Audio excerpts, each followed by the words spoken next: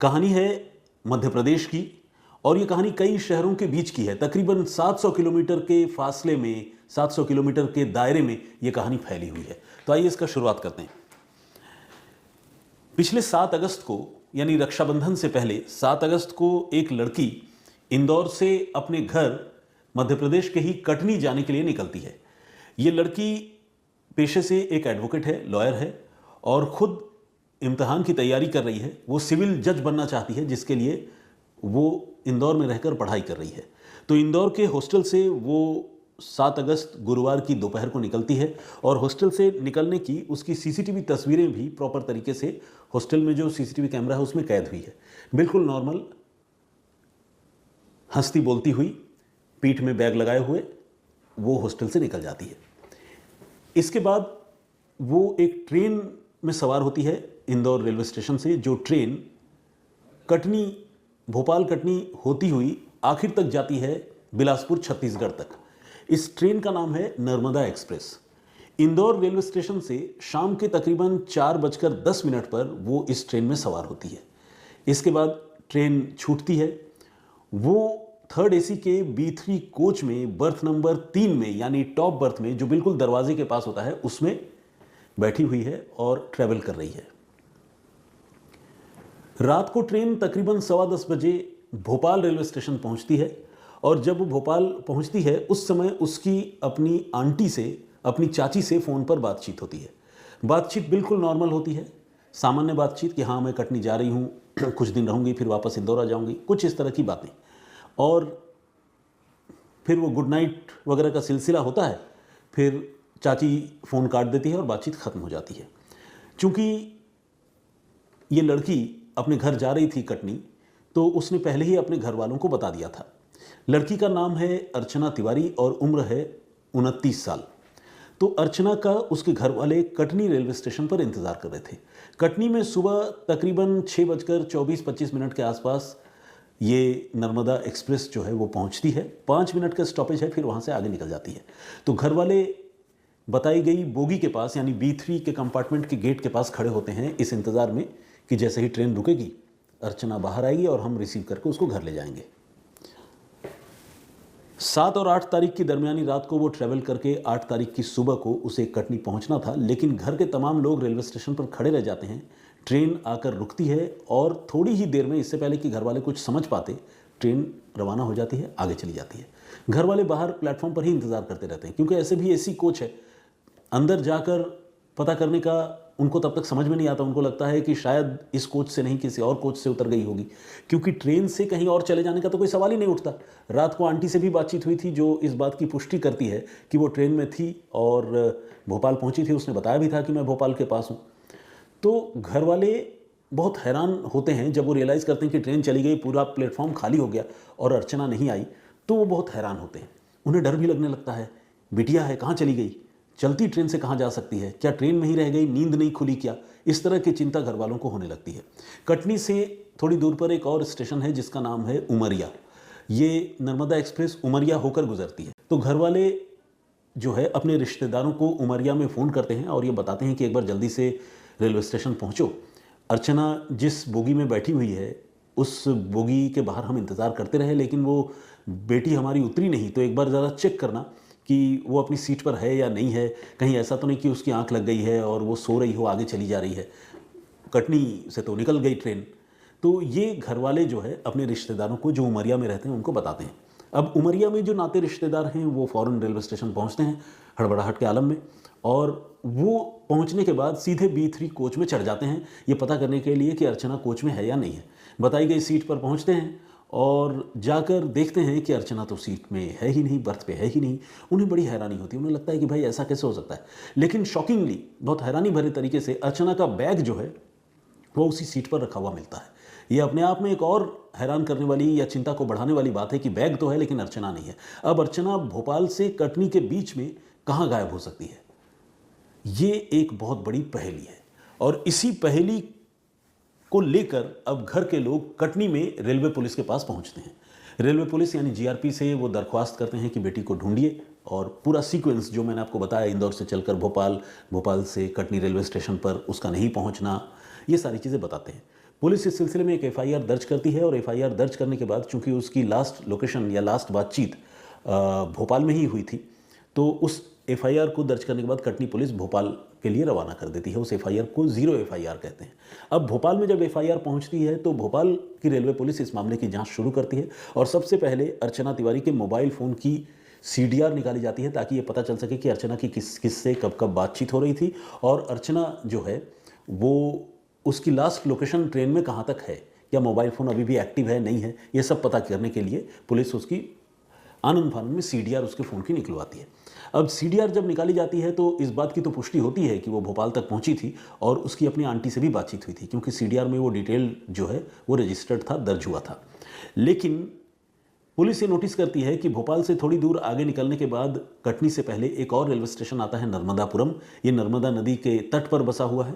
तो नर्मदापुरम के आसपास उसका मोबाइल फ़ोन अचानक स्विच ऑफ हो जाता है। अब ये अपने आप में एक बहुत बड़ी मिस्ट्री है कि एक लड़की जो एक एसी कोच में ट्रैवल कर रही है, आमतौर पर एसी कोच में मोबाइल के चार्जिंग की भी फैसिलिटी होती है, लड़की तो गायब हो गई, उसका मोबाइल फ़ोन भी स्विच ऑफ हो गया। ये कैसे हुआ, क्यों हुआ, ये एक बहुत बड़ा सवाल है। और अब भोपाल की रेलवे पुलिस और कटनी की रेलवे पुलिस इस केस को सॉल्व करने की कोशिश कर रही है, लेकिन अभी तक ये मामला क्लूलेस है। अब सवाल ये उठता है कि आखिर पुलिस की जांच इस मामले में किन पहलुओं पर चल रही है, वो प्रोबेबल थ्योरीज क्या हैं जिनको पुलिस एक्सप्लोर कर रही है, देख रही है। तो एक थ्योरी तो यही है कि भोपाल से आगे निकलने के बाद जब नर्मदापुरम ये ट्रेन पहुंचती है तो ट्रेन बहुत चौड़ी, विस्तृत और उफनती हुई नर्मदा नदी, उफनती मैं इसलिए कह रहा हूं कि आजकल बारिश का मौसम है, सारे नदी नाले उफान पर है, तो नर्मदा जैसी विशालकाय नदी वो तो उफान पर होगी ही। तो उफनती हुई नर्मदा नदी के ऊपर से ये ट्रेन गुजरती है और जो मोबाइल फ़ोन है वो नर्मदापुरम के आसपास ही स्विच ऑफ हुआ है या आउट ऑफ रेंज हो गया है। तो ये मन में एक शक या शंका पैदा करता है कि कहीं ऐसा तो नहीं कि आधी रात को लड़की जो है अपने बर्थ से उठी हो, वॉशरूम जाना चाहती हो और चूंकि बिल्कुल जो बर्थ है वो गेट के पास में ही है, तो कहीं ट्रेन का दरवाज़ा खुला हुआ और ऐसा तो नहीं कि वो नदी में गिर गई। ये सोचना और ये बोलना, ये अपने आप में रोंगटे खड़े करने वाली बात है। खासकर आप इस रूप में सोचिए कि अगर वो किसी के घर की, हमारी आपके घर की मेंबर हो तो हम पर क्या गुजरेगी, उस परिवार पर क्या गुजर रही है, मैं ये सोच रहा हूँ। तो नर्मदा नदी में कहीं वो एक्सीडेंटली गिर तो नहीं गई, ये एक बहुत बड़ी चिंता है। और इस चिंता को दूर करने के लिए और इसकी तस्दीक करने के लिए पुलिस, एसडीआरएफ और जो नर्मदा नदी में नर्मदापुरम के आसपास जो गोताखोरों की टीम है उसकी मदद से पुलिस वहाँ तलाशी अभियान चला रही है। बट अच्छी बात कहूँ या दुखद बात कहूँ समझ में नहीं आता, बल्कि अच्छी ही कहना चाहिए कि अभी तक जो है अर्चना का नदी और उसके आसपास कोई ट्रेसेस नहीं मिला है, न तो उसके नदी में कोई डूबने के कोई संकेत मिले हैं या कोई इस तरह का कोई चश्मदीद मिला है। तो इस तरह की कोई जानकारी नदी में तलाशी के बावजूद नर्मदा नदी में अर्चना के बारे में नहीं मिल पाई है। इस बीच पुलिस ने ट्रेन में उसके साथ सफ़र करने वाले जिन लोगों से बातचीत की है उनमें से कुछ एक को पैसेंजर्स ने इस बात की तस्दीक की है कि हाँ, उन्होंने लड़की को भोपाल तक देखा था और भोपाल के बाद भी वो लड़की जो है अपने बर्थ पर बैठी हुई थी, लेकिन इसके बाद वो कहाँ गई, को पैसेंजर्स को भी इसके बारे में जानकारी नहीं है। यानी को पैसेंजर्स इस बात की पुष्टि करते हैं कि वो ट्रेन में थी और भोपाल तक उसने ट्रैवल किया था, भोपाल के बाद भी जब ट्रेन आगे निकल रही थी तब भी वो लड़की ट्रेन में मौजूद थी। इसका मतलब उसकी गुमशुदगी 100% भोपाल और कटनी के बीच में ही हुई है। तो ये जो स्ट्रेच है, इस स्ट्रेच पर सारा इन्वेस्टिगेशन पुलिस का इस वक्त टिका हुआ है। अब दूसरी जो थ्योरी है या दूसरा प्रोबेबल इन्वेस्टिगेशन का जो लाइन है वो ये है कि क्या इस लड़की ने खुद को लेकर कोई गलत फैसला कर लिया। कई बार आउट ऑफ इमोशन में इंसान कोई ऐसा फैसला कर लेता है जो उसकी ज़िंदगी के लिए जो है बहुत घातक साबित होता है।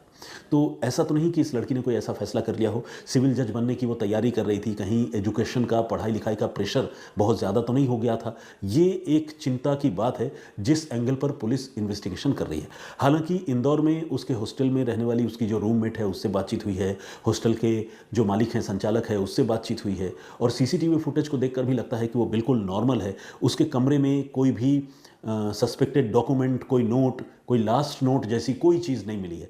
तो इसीलिए ये जो एक थ्योरी है कि क्या उसने अपने साथ कोई ज़्यादती कर ली, कोई फैसला गलत उठा लिया, इस थ्योरी पर भी पुलिस इन्वेस्टिगेट ज़रूर कर रही है, लेकिन इस थ्योरी पर भी कोई हेडवे या कोई क्लू अब तक पुलिस को नहीं मिल पाया है। तीसरी थ्योरी जो है वो ये है कि नर्मदापुरम के आसपास और उससे आगे कटनी, भोपाल से लेकर नर्मदापुरम के बीच भी काफ़ी जंगली, घने जंगलों वाला ये इलाका है और आसपास ट्रेन के दोनों तरफ जो है वो घने जंगल हैं और यहाँ पर दूसरे तमाम तरह के जंगली जानवरों के अलावा टाइगर की भी मूवमेंट इन इलाकों में होती है। अब सवाल यह है कि कहीं ऐसा तो नहीं कि बाई एक्सीडेंट जो है वो कहीं इसी रूट पे जंगलों के आसपास ट्रेन से नीचे आ गई हो, गिर गई हो, और कहीं उसके साथ कोई जंगली जानवरों की तरफ से कोई अनहोनी तो नहीं हो गई, उसे कोई नुकसान तो नहीं पहुंचा। ये भी एक फिक्र की बात है और इस पहलू को भी जो रेलवे पुलिस है वो खंगाल कर देख रही है और रेलवे के जो गैंगमैन होते हैं, यानी जो रेलवे लाइन के साथ काम करते हैं उनको सुधारने और मेंटेन करने का, उनकी टीम के साथ रेलवे पुलिस की टीम जो है उस पूरे रेलवे लाइन के अगल बगल जंगली इलाके में एक तरह से कॉम्बिंग कर रही है, चप्पा चप्पा छान रही है कि कहीं से अर्चना का कोई सुराग मिल पाए। लेकिन अभी तक रेलवे लाइन के आसपास, जो मैंने आपको बताया जंगली इलाके में रेलवे ट्रैक के आसपास, अर्चना के बारे में कोई जानकारी, कोई सुराग, कोई कपड़ा, कोई चप्पल, कुछ भी नहीं मिला है। एक और थ्योरी है वो ये कि कहीं ऐसा तो नहीं कि एक अकेली लड़की ट्रेन में सफ़र कर रही थी, किसी ने उसे अगवा कर लिया। लेकिन इस थ्योरी पर पुलिस इन्वेस्टिगेट तो कर रही है, लेकिन इस थ्योरी को कॉन्ट्रडिक्ट करने वाली या इस थ्योरी को झुठलाने वाली एक बात ये भी समझ में आती है कि अगर चलती ट्रेन से किसी को कोई अगवा करता तो जाहिर है लड़की चीखती चिल्लाती, विरोध करती। चलिए मान लेते हैं कि कोई नशीली चीज़ सुंघा दी, कुछ कर दिया, तो भी ऐसा तो है नहीं कि बीच रास्ते में ही ट्रेन कहीं रुक जाएगी जंगल के बीच में या गांव के बीच में और वहां से किडनैपर लड़की को लेकर चले जाएंगे। इस बात की संभावना नहीं के बराबर है। तो अगर कोई रेलवे स्टेशन में, जो नर्मदापुरम और कटनी के बीच वो रेलवे स्टेशन अगर पड़ती है, अगर मान लीजिए उस रेलवे स्टेशन के आसपास ही किडनैपिंग हुई होगी, तो आजकल हर रेलवे स्टेशन में सीसीटीवी कैमरे लगे हुए हैं। इस बात की संभावना बनती है फिर कि शायद किसी सीसीटीवी कैमरे में उस लड़की को ले जाते हुए कि सीसीटीवी फुटेज कैद हुए होंगे। लेकिन अब तक की तफ्तीश में जो भी सीसीटीवी फुटेज पुलिस ने एक्सप्लोर किए हैं आसपास के स्टेशन के, इस बात की कोई जानकारी अभी तक पुलिस के पास नहीं पहुंची है। जो सबसे इम्पॉर्टेंट और आखिरी थ्योरी है वो ये है कि क्या अर्चना अपनी मर्जी से कहीं चली गई।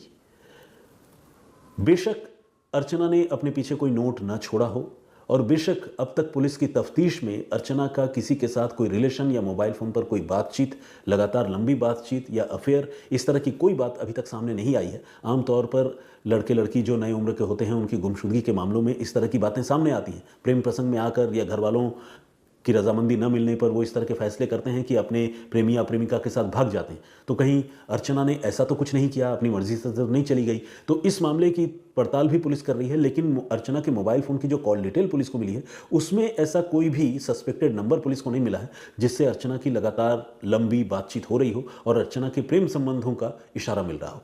तो इसलिए अर्चना की अपनी मर्जी से चले जाने वाली इस थ्योरी के हक में भी अगर पुलिस के पास कुछ तर्क हैं कि कहीं पर भी अर्चना कि अगर ट्रेसेस नहीं मिल रहे हैं और वो बैग छोड़कर चली गई है, तो अगर ऐसा लगता है कि शायद वो अपनी मर्जी से कहीं गई होगी, तो इस थ्योरी को कंट्राडिक्ट करने वाली बात ये भी है कि कोई लव अफेयर की बात अभी तक पता नहीं चली है। अब कई लोग जो है वो बड़े सीक्रेटिव भी होते हैं, कई लोग अपनी रिलेशनशिप को लेकर बहुत एहतियात भी बरतते हैं। कोई ज़रूरी नहीं कि एक आदमी के पास एक से ज़्यादा मोबाइल फ़ोन हो और सबको उस नंबर के बारे में पता हो, ये भी ज़रूरी नहीं। हमने कई बार ऐसा देखा है कि कई बार लड़के लड़कियां खुफिया फ़ोन रखते हैं और उससे सिर्फ अपने बॉयफ्रेंड या गर्लफ्रेंड से बातें करते हैं। कहीं अर्चना के साथ ऐसा ऐसी कोई बात तो नहीं है, कोई दूसरा फ़ोन तो उसके पास नहीं है जिससे वो अपने किसी दोस्त से बात करती हो और उसके साथ वो चली गई हो। तो पुलिस अभी इन सारे पहलुओं की पड़ताल कर रही है और एक लड़की को ढूंढने की कोशिश कर रही है। लेकिन एक लड़की जो हंसती खेलती राखी से पहले अपने घर रक्षाबंधन पर जाने के लिए इंदौर से निकलती है और वो कटनी के रास्ते में बीच ट्रेन से, चलती ट्रेन से रहस्यमयी तरीके से गायब हो जाती है, जो अपने आप में एक बहुत बड़ी मिस्ट्री है जिसकी पड़ताल फिलहाल पुलिस करने में जुटी है। ये एक ऑनगोइंग या डेवलपिंग स्टोरी है जिसके बारे में मुझे लगा कि मुझे आप लोगों को बताना चाहिए और मैंने अपनी तरफ से भरसक इंदौर से लेकर कटनी तक का पूरा सफ़र आप लोगों को दिखाने बताने की कोशिश की। तो आई होप कि आप लोगों ने इस स्टोरी को जितनी शिद्दत से मैंने बताया उतनी शिद्दत से ही सुना होगा। इस पर आपकी राय, आपका कमेंट क्या है, प्लीज़ हमें ज़रूर बताइएगा।